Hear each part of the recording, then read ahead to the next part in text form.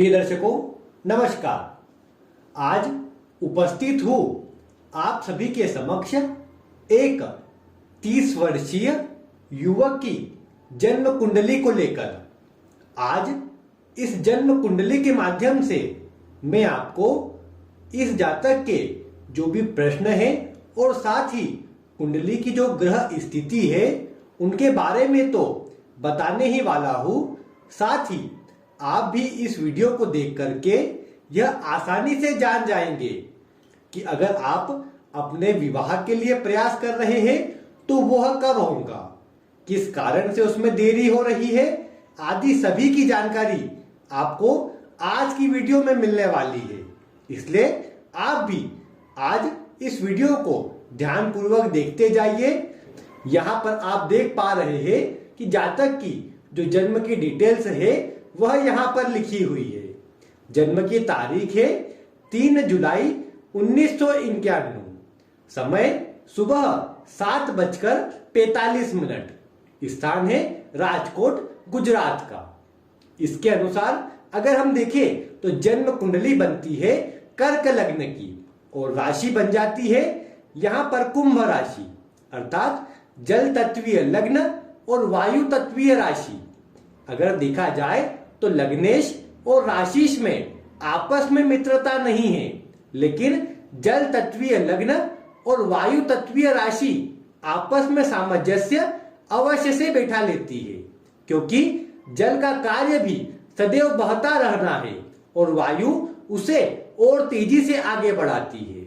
इसलिए यह कहा जा सकता है कि जल तत्वीय राशि और जल तत्वीय लग्न और वायु तत्वीय राशि का प्रभाव जातक को अच्छा देखने को मिलेगा और इसके चलते जातक के मन में अनेकों बातें भी आएंगी और जिस पर चलकर जातक जीवन में सफल भी होता जाएगा।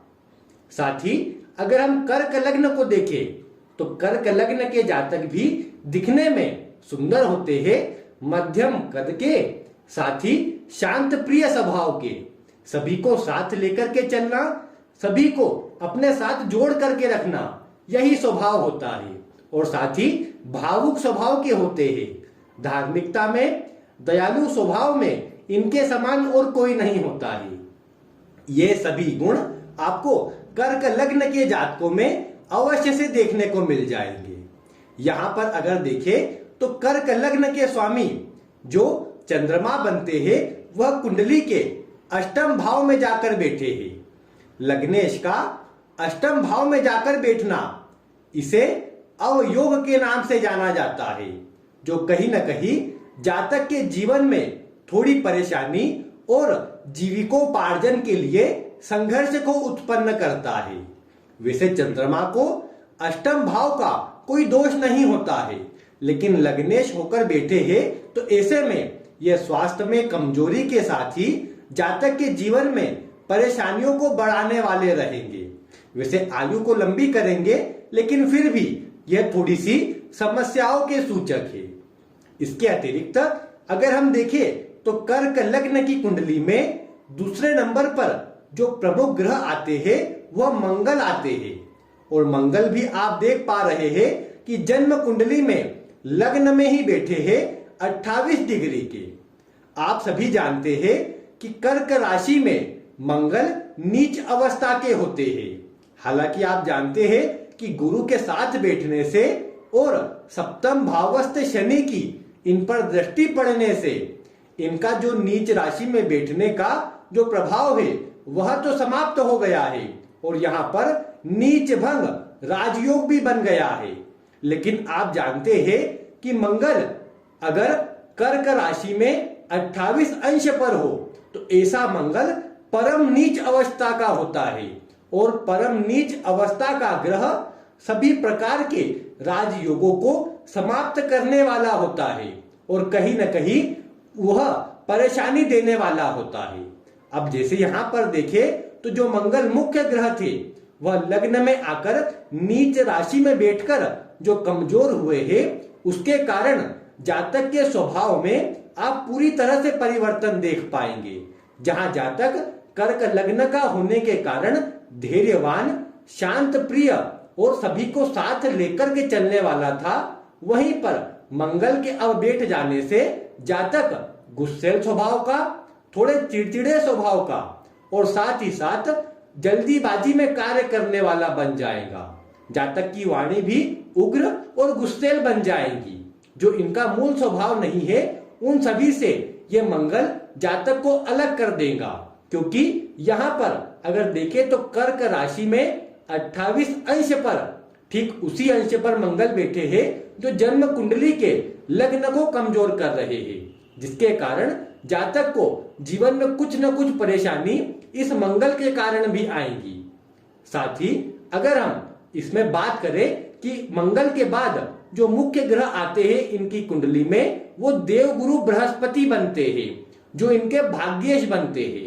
अब आप देखिए कि इस कुंडली में भाग्येश जो यहाँ पर गुरु बनते हैं, वो लग्न में उच्च राशि में बैठे हैं। तो यहाँ पर अगर देखें तो गुरु का लग्न में ही उच्च राशि में बैठना हंस नामक महापुरुष योग का निर्माण करता है। इसके चलते जातक ज्ञानवान, प्रसिद्धि से परिपूर्ण, भाग्यशाली और सभी सुखों को प्राप्त करने वाला होता है। हालांकि यहाँ पर लग्नेश के कमजोर होने से और मंगल का अशुभ प्रभाव लग्न पर आने से गुरु भी अपना पूर्ण प्रभाव नहीं दे पाएंगे। लेकिन फिर भी गुरु लग्न में बैठे हो तो कुंडली के तमाम दोषों का वो शमन कर देते हैं। बस जरूरत यही है कि वो मजबूत हो। अब यहाँ पर इनकी कुंडली में देखे तो एक परेशानी की बात इन गुरु के साथ भी है। वो क्या है?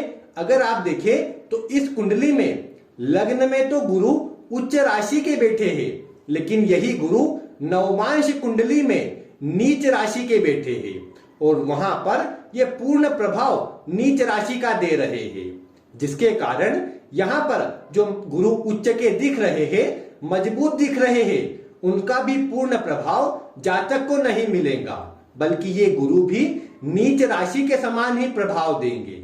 इसीलिए अगर देखें तो कुंडली के जो 3 मुख्य ग्रह है, लग्नेश चंद्रमा, पंचमेश और दशमेश मंगल और भाग्येश गुरु, ये कमजोर हो जाने से कुंडली में जो मजबूती है उस पर प्रभाव पड़ता है।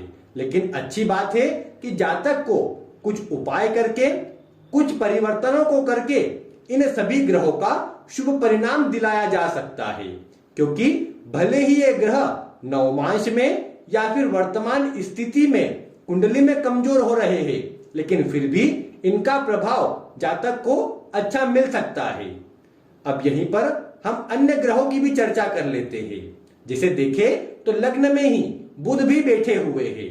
बुध 4 डिग्री पर है और इस लग्न में बुध तृतीय भाव के और 12वें भाव के स्वामी बनते हैं, जो कहीं ना कहीं दूर स्थानों से जोड़ने का कार्य करते हैं। जातक को अलग अलग देशों की यात्राएं करवाना या फिर कहीं जन्म स्थान से दूर लेकर के जाना, इस तरह के कार्य बुध करवाते हैं। साथ ही यहां पर अगर हम शुक्र को देखें तो शुक्र इस कुंडली में आय भाव के स्वामी बनकर यहां कुंडली के कह सकते हैं धन भाव में बैठे हैं, जिसके कारण ये महाधनी योग का निर्माण करते हैं। हालांकि ये शुक्र भी 0 डिग्री पर है और चलित कुंडली में ये लग्न का ही प्रभाव दे रहे हैं।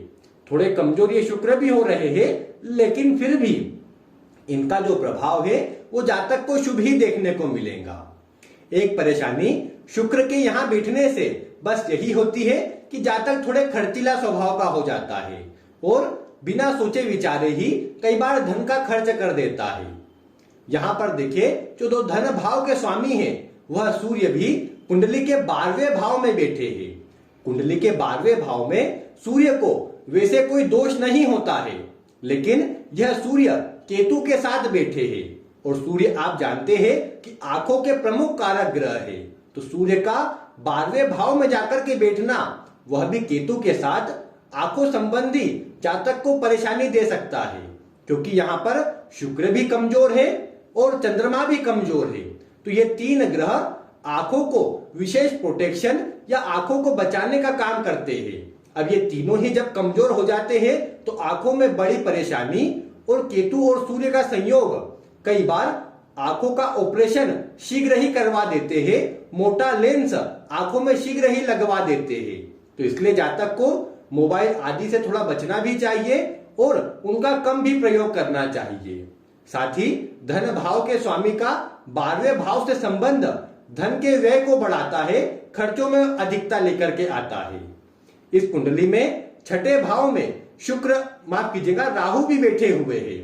राहु कुंडली के छठे भाव में विशेष प्रभावी हो जाते हैं और शत्रुओं को बढ़ाते तो अवश्य है, लेकिन उन शत्रुओं से विजय दिलाने का कार्य भी ये राहु करते हैं, जिसके कारण ये बोल सकते हैं कि ये राहु इनको विशेष शुभ परिणाम देने वाले हैं। कुंडली के सप्तम भाव में यहां पर आप देख पा रहे हैं कि शनि बैठे हैं।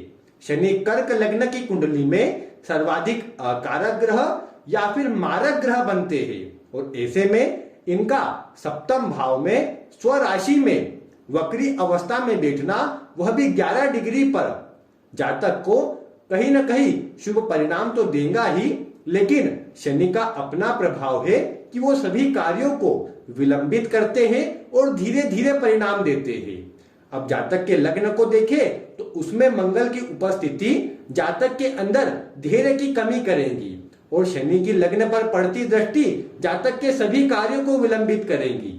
इसलिए जातक कहीं ना कहीं अपने आप से ही लड़ता मिल जाएगा। इसलिए जातक को अपने स्वभाव में ग्रहों के अनुसार थोड़ा सामंजस्य बिठाना चाहिए, जिससे उसे जीवन में सफलता भी मिल सके और जो ग्रह उसे प्रभाव देना चाहते हैं उसके अनुसार ही जातक जीवन में कार्य करके सफलता प्राप्त कर सके। यह तो आपके सामने मैंने ग्रहों की स्थिति क्या प्रभाव दे रही है कुछ उसकी चर्चा की है। यहां पर अगर हम देखें तो जातक को 2004 के बाद से ही शनि की महादशा लग गई थी।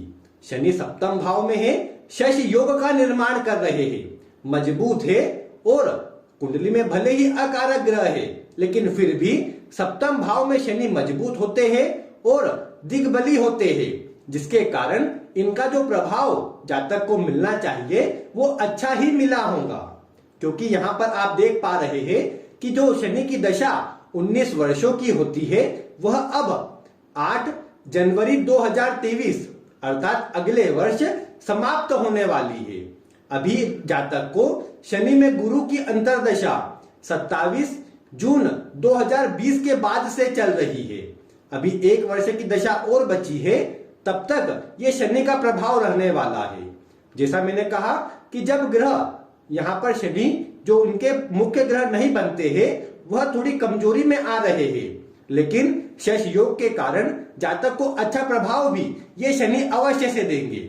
विशेषकर जातक स्वयं का कार्य करे तो जातक को निश्चित ही सफलता मिलेगी, क्योंकि लग्न में मंगल जातक को किसी से दबने नहीं देंगे और सप्तम भाव में शनि का मजबूत होना जातक स्वयं का कार्य करे बहुत अच्छा रहेगा। और शनि मंगल का आमने सामने का संबंध भी टेक्निकल माइंडेड बनाता है और इलेक्ट्रॉनिक या टेक्नोलॉजी से जुड़े हुए कोई भी कार्य अगर जातक करता है तो उसमें उसे अवश्य से सफलता मिल जाएगी। अभी अगर देखें तो जो शनि की दशा अभी समाप्ति की ओर है उसमें जातक को अधिक प्रभाव यहाँ अष्टम भाव का मिल रहा होगा। इसलिए पिछले लगभग 8.5 वर्षों से जातक के जीवन में संघर्ष की जो मात्रा होगी उसमें वृद्धि हो गई होगी। अन्य लोगों से व्यर्थ का विवाद और झगड़ों की स्थिति भी जातक को देखने को मिली होगी।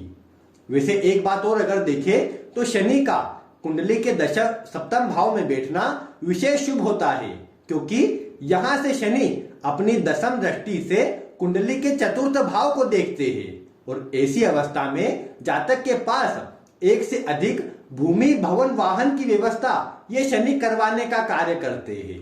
हालांकि शुक्र थोड़े कमजोर अवश्य हो रहे हैं, लग्नेश की स्थिति भी भले कमजोर हो रही है, लेकिन ये शनि ने भी अपनी दशा और अंतरदशा में जातक को शुभ परिणाम आगे भी देना है और अभी तक भी देने का ही कार्य किया है।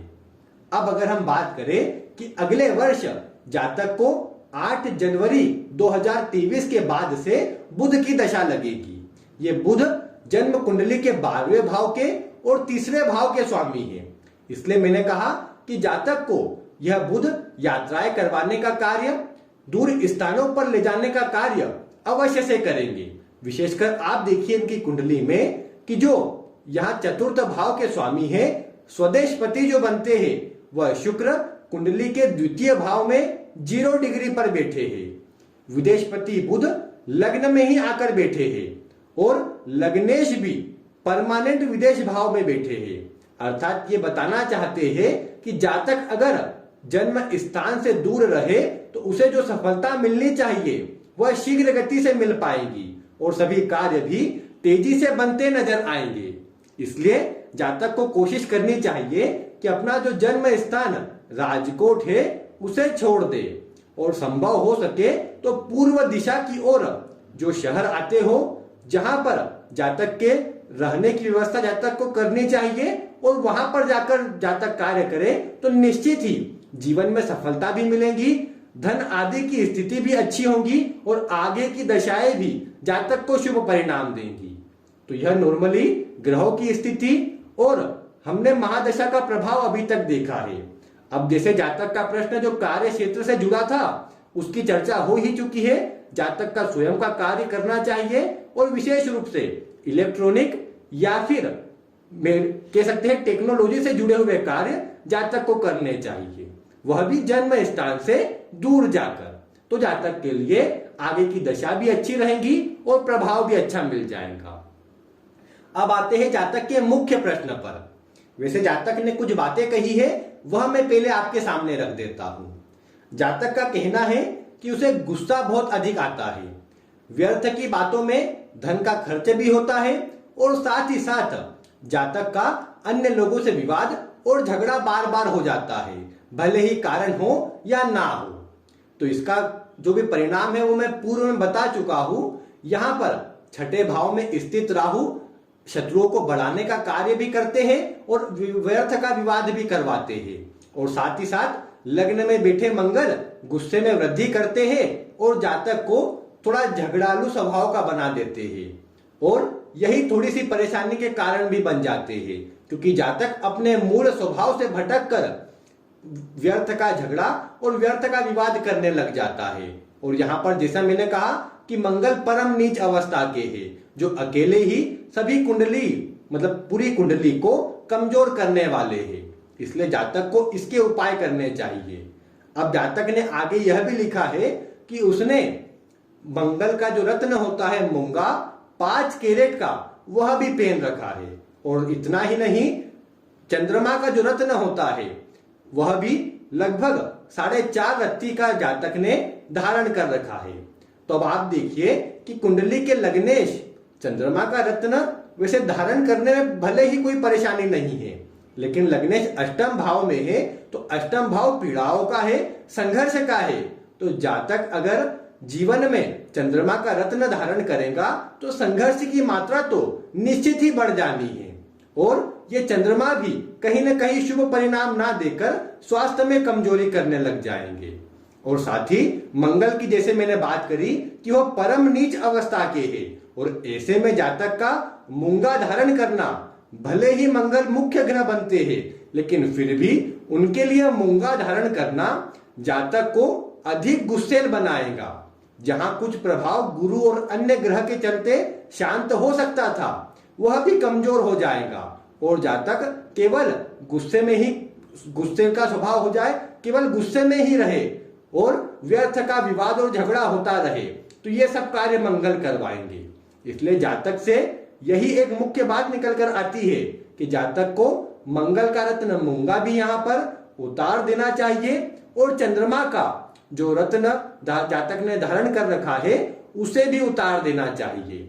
यहाँ पर मैं किसी भी ग्रह के रत्न की ओर जातक को नहीं भेजूंगा, क्योंकि आप जानते हैं कि कुंडली में गुरु यहाँ उच्च राशि के तो दिख रहे हैं लेकिन नवमांश में वो भी नीच राशि का प्रभाव दे रहे हैं।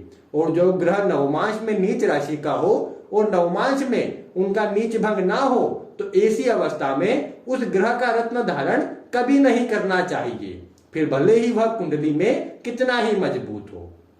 तो इसीलिए जातक को किसी भी ग्रह का रत्न धारण नहीं करना चाहिए। हाँ, कुछ उपाय मैं अंत में अवश्य बताने वाला हूं, वह करे जातक तो उसका स्वभाव भी ठीक रहेगा और जो ग्रहों का परिणाम है वह भी शुभ मिलेगा। अब जातक ने अपना प्रश्न लिखा है कि उसे उसका विवाह कब होगा, विवाह में निरंतरता के साथ देरी हो रही है। अब विवाह के लिए अगर बात करें तो कुंडली का सप्तम भाव विवाह को बताता है। सबसे पहले इस भाव की बात करें तो इस भाव पर गुरु, मंगल और बुध की दृष्टि है। यहां पर शनि स्वराशि के शश योग का निर्माण करके बैठे हैं। वैसे ये शनि अपना शुभ परिणाम अधिक मात्रा में दे सकते थे और विवाह शीघ्र भी करवा सकते थे, लेकिन यहां पर एक जो प्रभाव शनि का कमजोर हुआ वो कुछ इस प्रकार से हुआ कि यहाँ पर जो शनि आपको शश योग बनाते हुए नजर आ रहे हैं वो नवमांश कुंडली में नीच राशि के बैठे हैं। आप एक बारी इनकी नवमांश कुंडली को सामने देख लीजिए। अब जो आप सामने नवमांश कुंडली देख पा रहे हैं, आप उसमें देखिए कि जो इनका लग्न बना है वह कन्या लग्न बना है और उसमें गुरु भी आप पंचम भाव में नीच राशि के देख पा रहे हैं और साथ ही जो इनके सप्तमेश जन्म कुंडली में सप्तमेश शनि बने हैं वह भी कुंडली के अष्टम भाव में चंद्रमा और शुक्र के साथ बैठे हैं।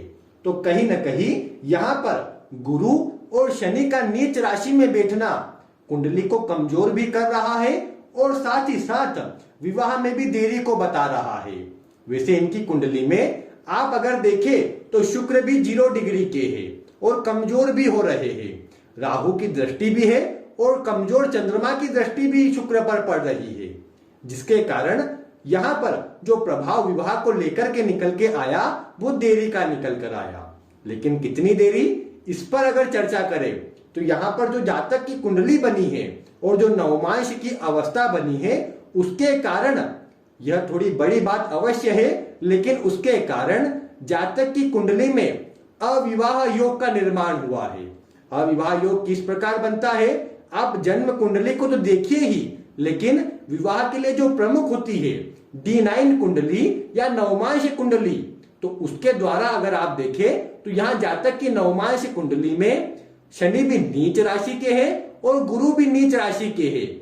गुरु विवाह कराने के कारक ग्रह है और शनि इनके सप्तमेश है। तो इन दोनों ग्रह का नीच राशि में जाना विवाह की स्थिति में बाधा बनता है और विवाह नहीं होने देता है। साथ ही अगर यहाँ पर अगर आप सोच रहे हैं केवल इस स्थिति को देखकर या फिर कुंडली के कुछ ग्रह योग को देखकर आप यह बोल सकते हैं कि नहीं कुंडली में विवाह का योग है, तो उसे मैंने अन्य विधियों से भी चेक किया है।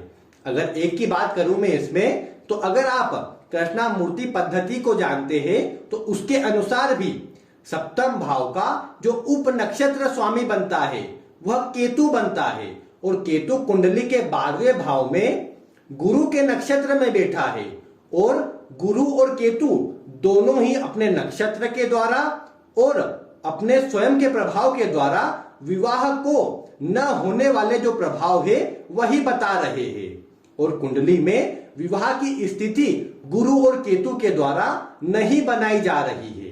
तो यह मैंने आपको कृष्णामूर्ति पद्धति से बताया।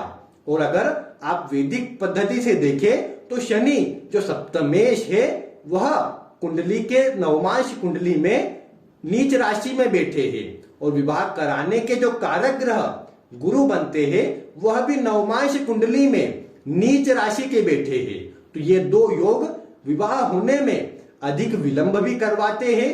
ऐसी बात नहीं है कि जातक की उम्र कोई बहुत अधिक हो गई है, आजकल यह उम्र नॉर्मल ही है और इसमें भी विवाह हो ही रहा है, लेकिन जो ग्रह की स्थिति बनी है वो कहीं ना कहीं विवाह को रोक रही है, विवाह में बाधा बनने का कार्य कर रही है। अब अगर देखा जाए तो ज्योतिष शास्त्र केवल हमें यह स्थिति बताता है कि किस प्रकार के ग्रह भविष्य में क्या घटना करवा सकते हैं।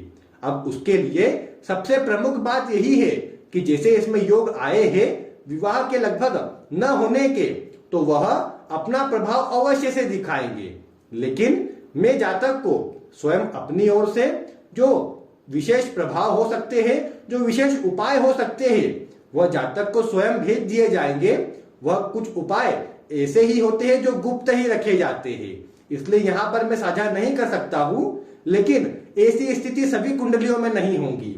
कुछ विशेष उपाय विशेष कुंडलियों के लिए होते हैं, वो जातक को दे दिए जाएंगे। अभी अगर इस जातक की कुंडली से देखें तो विवाह के योग जो बनने भी चाहिए वो गुरु का गोचर जब यहाँ पर कुंडली के एकादश भाव में आएगा तब ही मिल पाएगा, क्योंकि यहाँ पर चंद्र कुंडली अगर बनाए तो उसका प्रभाव कमजोर आ रहा है और जातक के जीवन में अधिकतर घटनाएं जो होंगी उसका मूल आधार लग्न कुंडली ही आ रही है।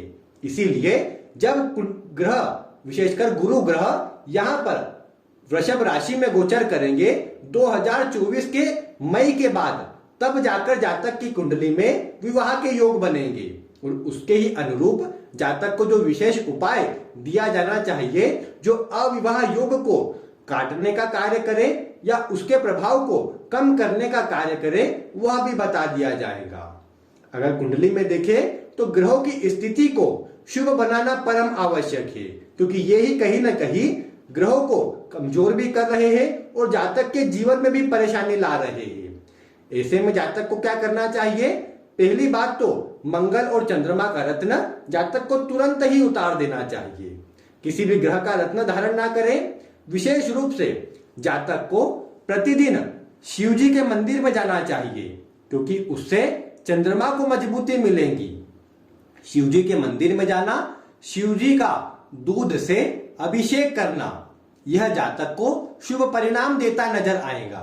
और यहाँ पर जो मंगल के कारण अधिक गुस्सा बनता है, अधिक जल्दीबाजी का स्वभाव, झगड़ा करने का स्वभाव जो बनता है वह भी ठीक हो जाएगा।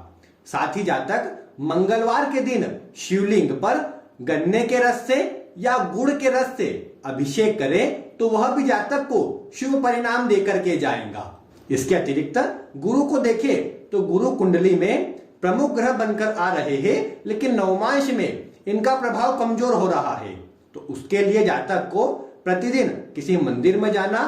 अगर कोई मंदिर में जातक अपनी स्वयं से भी सेवा दे सके, वहां पर साफ सफाई का कार्य या कुछ भी वहां पर अपनी शारीरिक श्रम का उपयोग कर सके, तो जातक को गुरु का भी शुभ परिणाम मिलेगा। गुरु भाग्येश ग्रह है तो परिणाम और अधिक अच्छी मात्रा में देंगे। और जातक को बुध की दशा विशेष रूप से अपना अच्छा ही परिणाम देने वाली है, क्योंकि ये बुध कहीं ना कहीं दूर क्षेत्रों से जातक को जोड़ेंगे और जातक जैसे ही दूर क्षेत्रों से जुड़ेगा वैसे ही उसके जीवन में तरक्की और सफलता मिलने लग जाएंगी। क्योंकि अभी तक जैसे जन्म से लेकर जो गुरु की दशा 2004 तक चल रही थी, वो गुरु भी नवमांश कुंडली में नीच राशि के थे। 2004 से 2023 तक अभी जो शनि की दशा चल रही है वह शनि भी नवमांश कुंडली में नीच राशि के हैं। लेकिन बुध की बात करें तो बुध प्रभाव अच्छा दिखा रहे हैं और मजबूती से आ रहे हैं, इसलिए बुध की दशा में जातक को धीरे ही सही स्थिरता मिलने लगेगी। और मंगल आदि ग्रह का प्रभाव, विशेषकर चंद्रमा का प्रभाव जब जातक के कंट्रोल में आ जाएगा, जातक अपने स्वभाव पर कंट्रोल बनाकर धैर्य पूर्वक कार्य करेगा तो निश्चित ही उसे सफलता भी मिलेगी। अभी हालांकि जातक को 7.5 की पहली ढैया भी चल रही है, तो ये भी कहीं ना कहीं मानसिक अशांति का कारण बनेगा। यहाँ पर देखें तो शनि वक्री अवस्था के है, जो थोड़ा सा कह सकते हैं कि 7.5 में अशुभ परिणाम नहीं देते हैं, लेकिन फिर भी शनि और चंद्रमा का द्विद्वादश का संबंध 7.5 के लिए अशुभ होता है। ऐसी अवस्था में जातक को हनुमान चालीसा का पाठ नित्य ही 3 बार करना चाहिए। यह भी मंगल के प्रभाव को और 7.5 के प्रभाव को भी शांत करने वाला रहेगा। सूर्य को जातक प्रतिदिन अर्घ्य दे तो मन में आत्मविश्वास और चंद्रमा की कमजोरी जो है वह भी दूर होती नजर आएंगी। और इन कुछ उपायों के द्वारा जातक जीवन में आगे बढ़े तो निश्चित ही सफलता मिल जाएगी। उम्मीद है आप सभी को भी आज इस जातक की जन्म कुंडली के द्वारा विवाह की स्थिति का विचार करना और साथ ही कुंडली में ग्रहों की स्थिति शुभ दिखते हुए भी कब अपना अशुभ परिणाम देती है, इसकी जानकारी भी मिल गई होंगी। मिलते हैं फिर किसी ऐसी ही रोचक वीडियो के साथ। वीडियो देखने के लिए आपका बहुत बहुत धन्यवाद।